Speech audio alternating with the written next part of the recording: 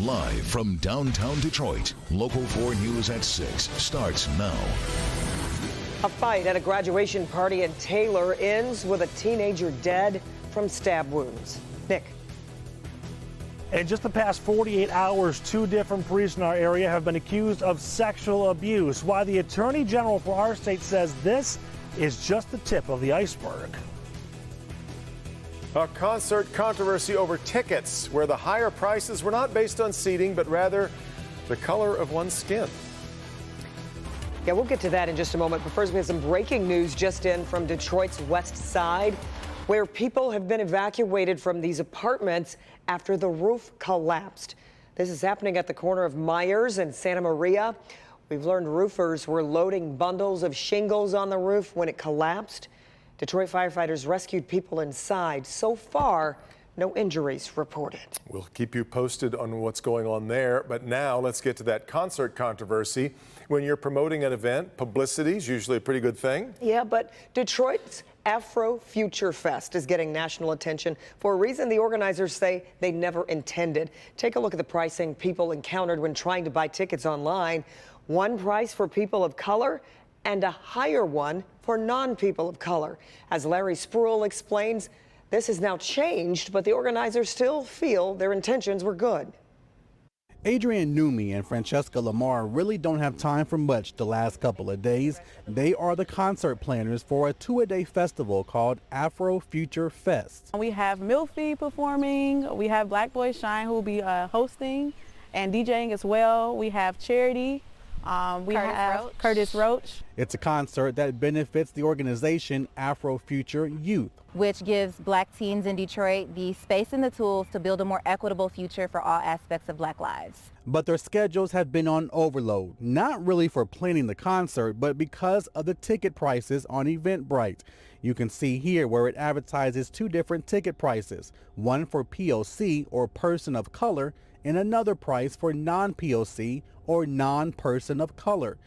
This is now getting nationwide attention, but they tell me there's a reason why. And so we're not operating from a framework of equality, which means that everybody is accommodated the same. This is about accommodating people based off of their specific needs as a collective. There's a wealth gap, between Black and white people. It's about understanding that collectively there are things that have disenfranchised us and have impacted us disproportionately, where we need discount. Numi says there is some controversy behind their methods, but overall people are supporting them. But I did find out local rapper Tiny Jag, who's also biracial, did drop out of the lineup. I asked her why. She sent me this statement. It says, in part, utilizing a ticket structure that alienates any race is simply unaligned with my views. I know we can make necessary strides in equity and agency for Blacks without compromising our integrity. And so I did also talk to the event planners about her dropping out. They tell me that they respect her decision, but the show will go on. Unfortunately, they said they have received death threats, so they now have changed the ticket prices to $20 at the door. We're live tonight. Larry Spruill, Local 4. So, Larry, is she the only one that has dropped out so far, or have other performers dropped out as well? Yeah, well, Kimberly, as of right now, there are a total of 17 performers. There was 18, but that one did drop out. But the rest of them, they say, is on board and will continue to perform in August at the concert. Kimberly? Yeah, and getting national attention. Okay. Thanks, Larry. Devin. A celebration of a young person's educational achievement turned to deadly violence at a banquet hall in Taylor. Happened at the All Saints Banquet Center off Brest Road. Priya Mann explains tonight a teenager is dead, despite the efforts of adults who tried to save him.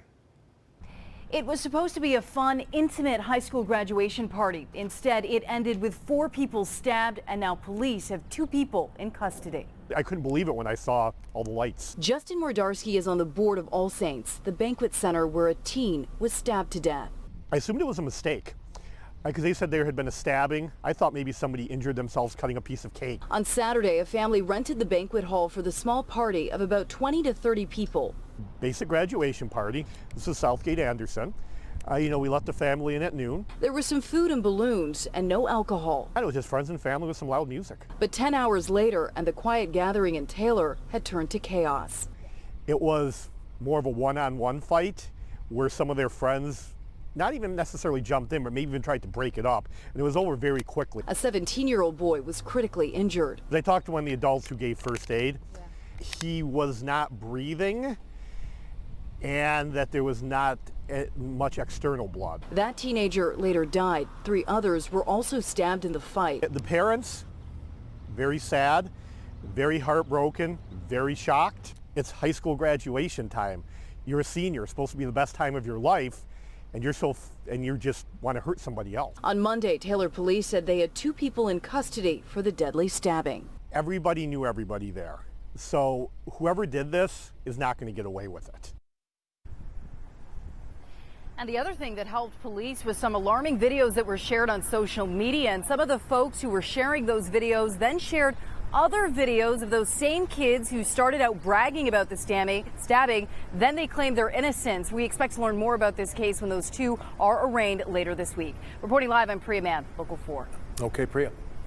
Flood damage throughout Roseville has prompted the city to declare a local emergency. City officials talked to homeowners and gathered evidence to complete damage assessments needed to declare the emergency.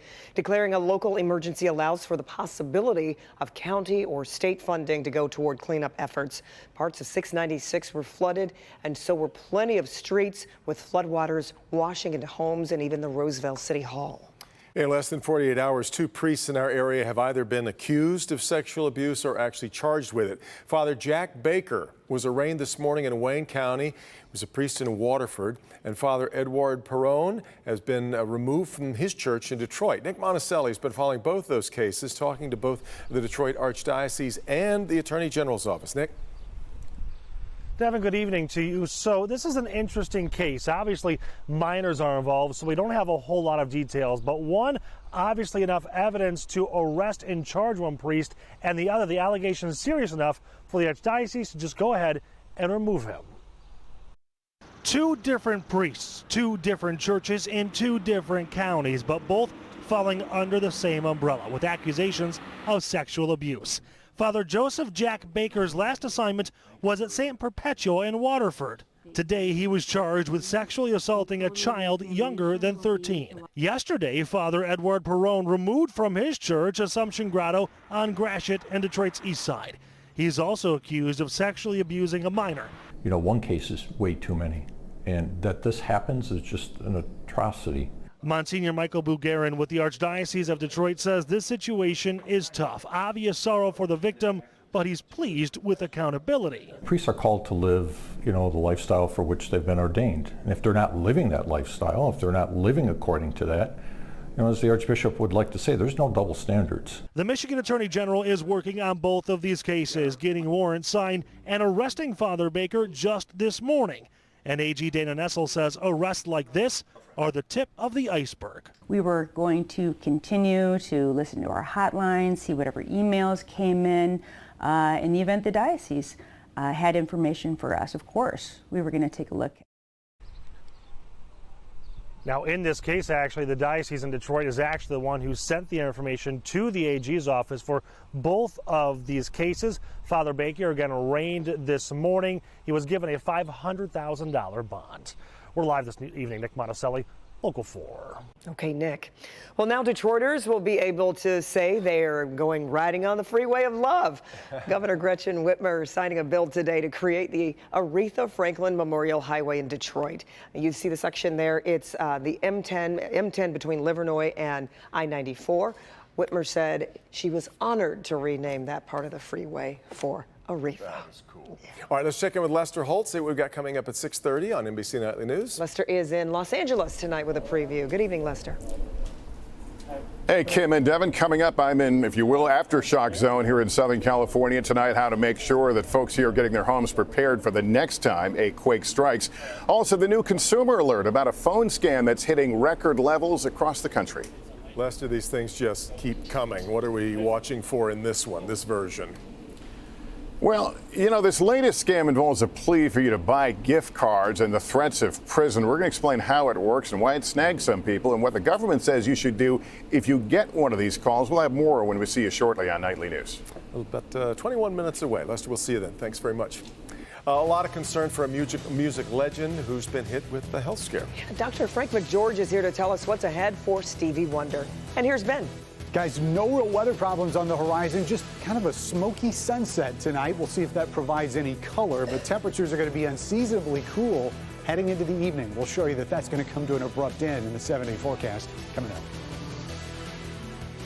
4 years and student debt versus 2 years and a good paying job.